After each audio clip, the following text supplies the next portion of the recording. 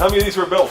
14,249. 14,000 were built. 14,249, of which 6,521 were built in 1967. And 1967, as you've heard, is the most popular year.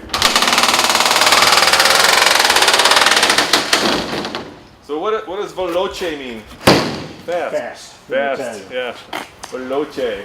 Is it fast? By vintage car standards.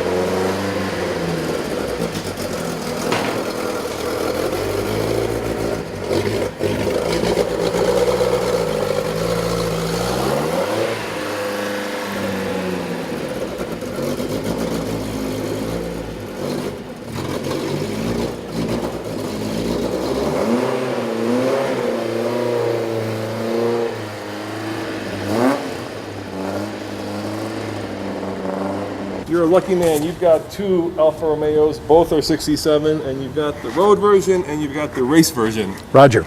So let's look under the hood of the race version. Let's see what we get. All right.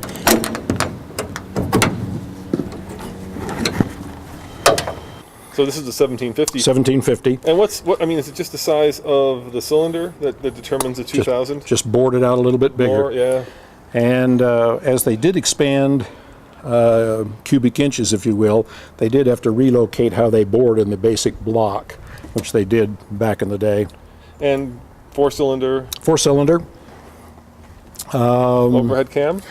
Twin cam. Yeah, not overhead. Yeah, overhead. Mm-hmm. Yeah, overhead cam, twin cam. Yeah. And a very free revving engine. Alphas are famous for needing to run at higher RPMs than you would another car. So you start to really feel the power, and it runs nicely, starting about 3,200. And for the race car, I see you've got a much bigger big radiator, and nicer hoses, nice race style hoses, and a tremendous amount of work in the suspension, and things like the transmission. It's got a Schwitter short throw transmission instead of the standard 5-speed that you've got in a street car, where you'd be moving that shift lever. Nice short throws. So what's it like smooth. to be on the racetrack with this? A lot of fun. A lot of fun, yeah. I love the exhaust note. It sounds fabulous for a four-cylinder. If somebody heard it, they'd be really surprised. It must have a free-flow exhaust as well. Actually, we've got a muffler on it so that you could take it on the street.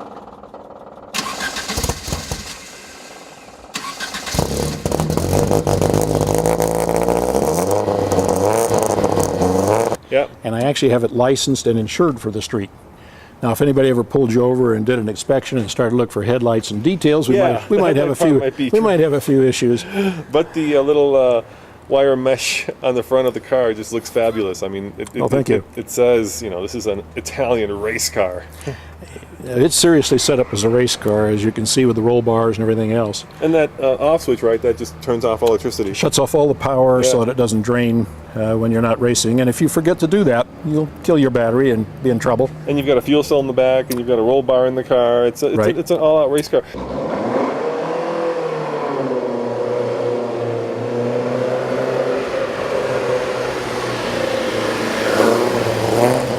So this is a 2000 cc, whereas the race car is 1750.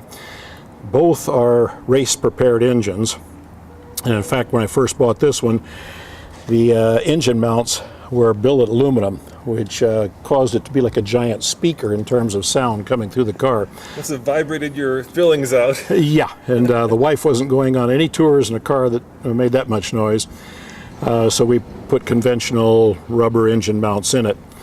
So this one's more powerful, actually. Yes, but the 1750 revs more smoothly, and if you read all the reviews and listen to people talk about the cars over the years, most people prefer the 1750 engine. Now, you were saying you race vintage cars of the same era, so 2002s, BMWs, right? Right, and Datsun 510s. And of all things, an AMC Javelin. And of course, in B sedan these days, you're often racing against the Camaros, the Mustangs as well. Yeah, that's a lot more power. Because how much do you think this is putting out? 100? Oh, 50-ish? Stock, they ran about 125-ish, so this is probably about 150. That's what I thought. Yep, about that range. And the handling on a short track gives you a big advantage. And then the reason I love it, as opposed to that other race car, that the 61 Alfa, which is only 22 inches off of the ground. Yep. You've got some sheet metal, some roll bar, and some visibility with your Camaro drivers and your Mustang drivers so that they don't run you over as you take them through the apex of a turn. The rules are, of course, once you're slightly ahead of the driver, you own the turn. Yeah. So long as they see you. Yeah. Yeah. In this car, they see you. Have you gotten into some pretty good scuffs? Oh, this is fiberglass, right? Plexiglass all the way around. No, I've not had. I've never stacked up a race car with another car. No. I have stacked up a race car out at Skip Barber. Yeah. Long, complicated story. But not racing. No. And does your adrenaline pump? I mean, do you feel like you're After you've raced a while, I think all the guys will tell you that they're used to stepping up very calmly. And they're focused on being calm so that they can really pay attention in the start and while they're racing. Hit the apex and really hit your brake points. You just get the most out of the car. Be smooth. Be smooth. Yeah. And I think all of my racing friends probably have the same approach. Get calm, get settled, and get heads up.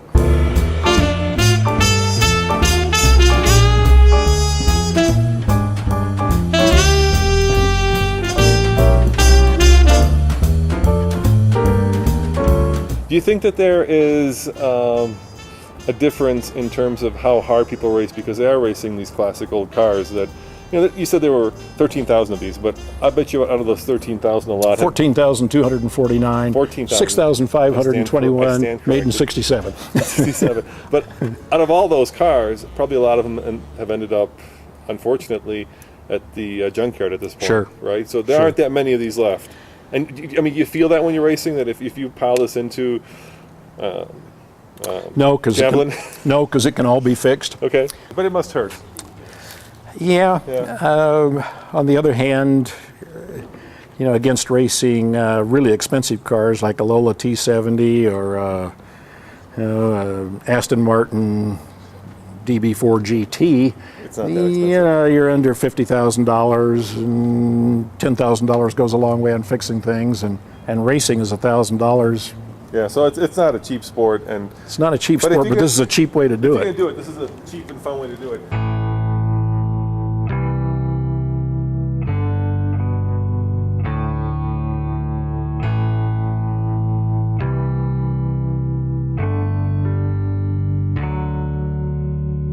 Now, this is a street car, but of course it's not original either. So you don't feel bad driving it. Actually, these came initially with four-wheel disc brakes. Yeah, that's great. 5-speed transmission. Today's car. And then we go from there. Yeah. So instead of the cracked vinyl dash, why we have a nice suede dash, we've got the crinkle black finish on there and fairly decent interior. And then the suspension is all new and done, but it's fairly standard on this, unlike the race car, which is highly modified in suspension. Windshield wipers. Which is good. Windshield wipers, and I've been caught in the rain 5 or 6 times in the last 30 days, so we've seen the windshield wipers work. Has it ever left you stranded? I've never been stranded in that car. How about that one? I let the battery die foolishly at a race last year once. Yeah. Went out, ran out of enough battery, and managed to pull all the way back coast into the pits. But I was out of the race. I didn't finish the race because we left the battery on. All right, last three questions. First of all, if you had to pick, which one would be the baby you'd keep? That one. Okay, so your heart's with the race car. Yes. Why? Because it is a good race car, Yeah. and I've got protection, unlike some of the little fiberglass things that I've raced in before. And as I get older and more fragile, You that roll bar appreciate is nice to have. Yeah. And it's competitive in its class, and I can have a lot of fun with it. Which one's more valuable? I would say the race car. But they're both, you said, under 50,000. Oh, way under. Way under. Okay. Yeah, way under. Under 50,000. So these are cars that you can get into without having to write big checks. Right. These These are not 300 SL Roadsters. They are not AC Bristols. what's your best moment of that one? Oh, I've had a lot of fun with that. Tell me you've passed a Mustang in it. Oh my goodness, we do that all the time. All right. There's a real nice guy, Bill, who drives one of the original Hertz Mustangs in our MVR. Yeah, the black and gold ones. Yeah, Bill's a gentleman, and we don't have much trouble getting by him. How about a Camaro? You'd be in trouble. Yeah? You might get by him through the turn, but you're going to get taken down the That's straight right. pretty badly. Well, thank you for sharing these cars with us. Really appreciate it, Phil. Thank you. Good fun, Roman.